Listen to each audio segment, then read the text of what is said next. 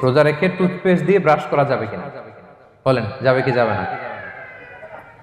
যাবে, কে কে হাত তুলুন তো দেখি।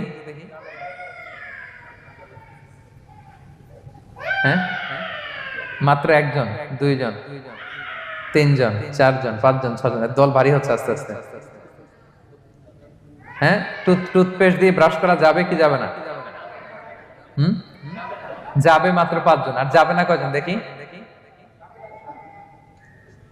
যাবে না, অনেকে যাবে না, অনেকে হাত তুলে নাই, ভাবছে কোন জায়গায় হাত তুলে কোন বিপদে পড়ি। চুপচাপ দেখি যে কোনটা জিতে। যাবে না?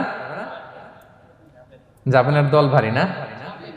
যাবে, এই সুন্দর বলছে, যাবে, কিন্তু না করাই ভালো। হ্যাঁ হ্যাঁ, যাবে।